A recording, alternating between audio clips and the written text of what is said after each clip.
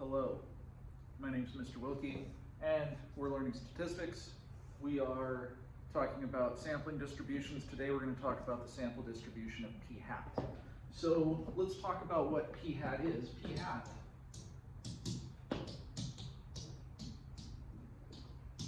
is the sample proportion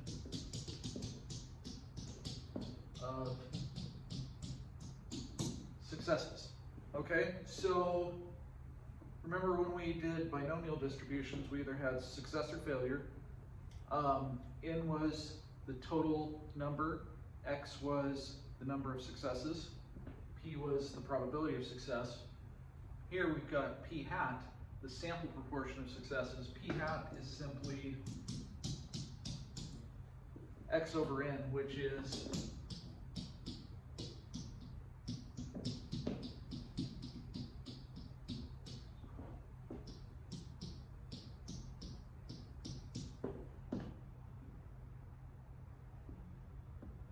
the number of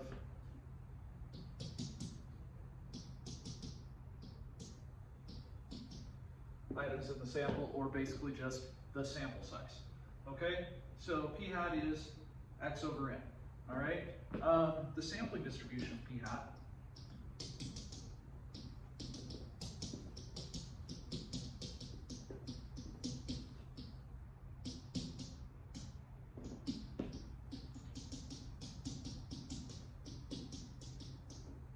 is the distribution of all possible samples of the same size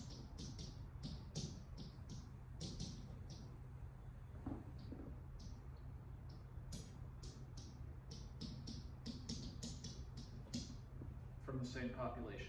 Okay? All possible samples of the same size from the same population. Okay, so now, is the distribution of p hat normal? Well, no, but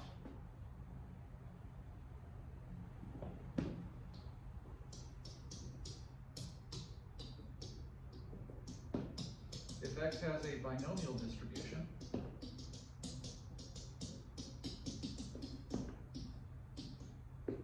and do we remember what has to happen?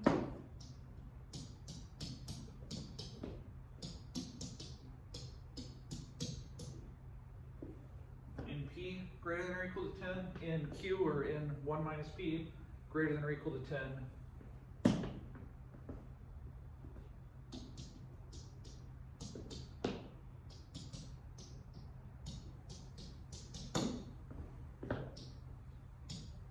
then X is approximately normal with mean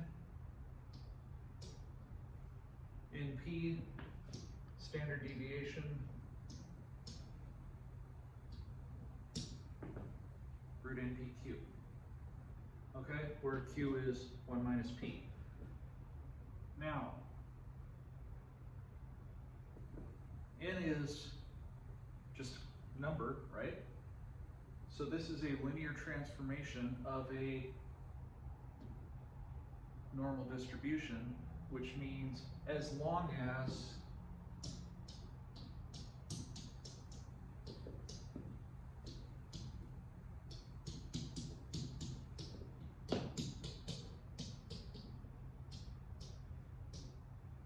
then p hat is approximately normal. Right? Does that make sense? Okay, so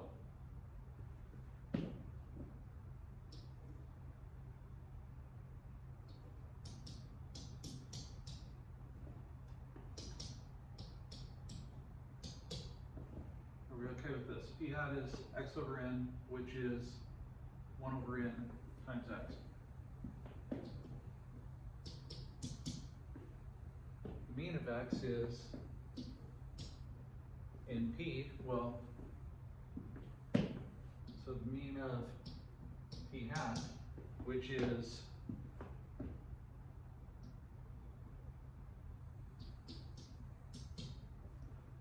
1 1 over n times x is just going to be 1 over n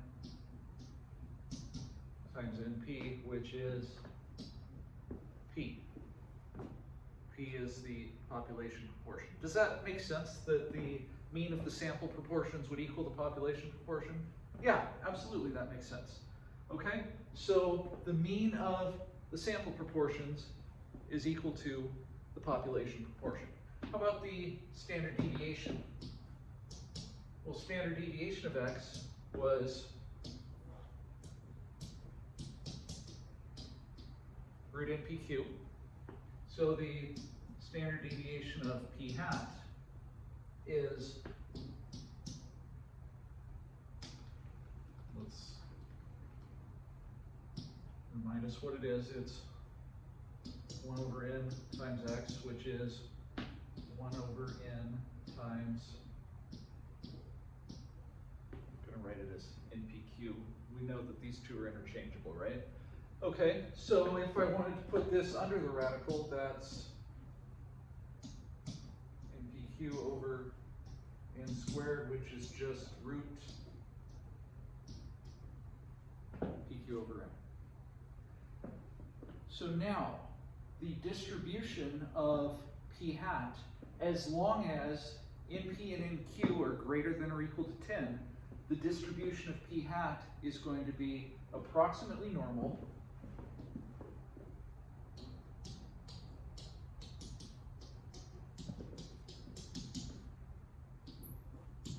with mean p standard deviation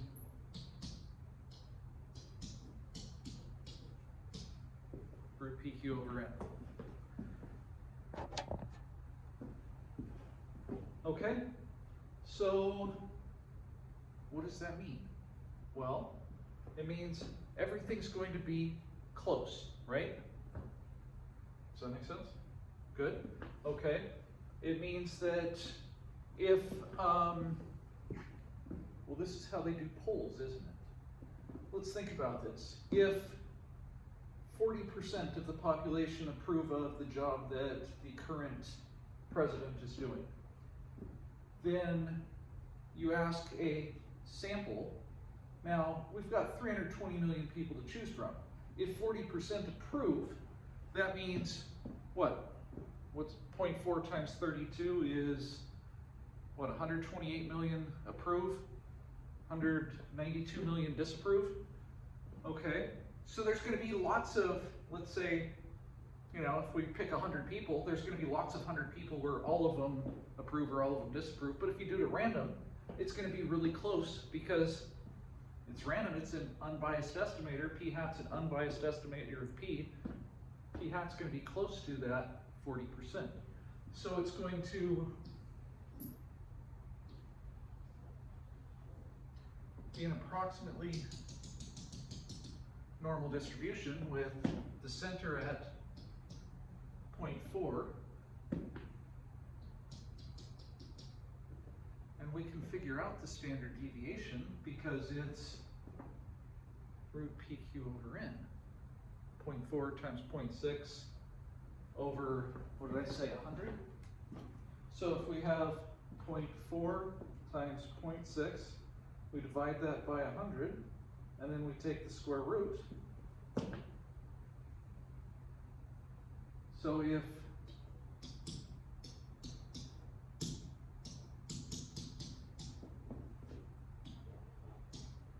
be approximately normal with mean 0.4 standard deviation. So this would be 0.449. This would be 0.498. This would be 0.547. And as you can see, it's not going to be very likely that we get 100% either way. In fact, it's going to be almost impossible. So do we understand how the polls work? Maybe? I hope? We'll start to. Okay, good. All right, now let's talk real quick about the difference in proportions. Why would we ever need the difference in proportions? Well, we might want to see, is it, you know, do more people do better here or here, right? If I wanted to see, just looking at the amount of my morning students that pass the AP versus the amount of afternoon students that pass the AP, I could say, well, let's see if there's a difference in the two. If, you know, 80% of my morning students pass the AP and 60% of my afternoon students do, maybe I should just teach in the mornings. I don't know if those are the actual results. I've never bothered to look. But if we wanted to see that, we could do that. So let's talk about, well, remember, is it normal?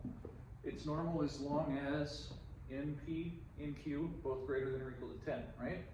Okay, so if I'm combining two distributions, well,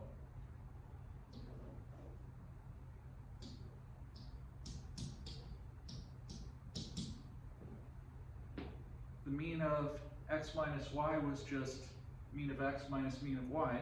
So the mean of p hat 1 minus p hat 2 is going to be p1 minus p2. Standard deviation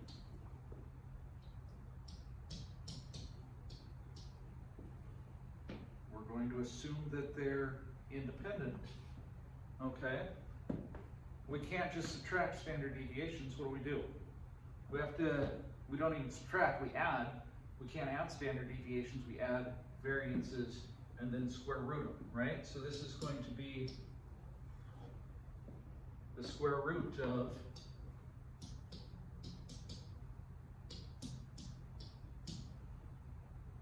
P1 Q1 over N1 plus P2 Q2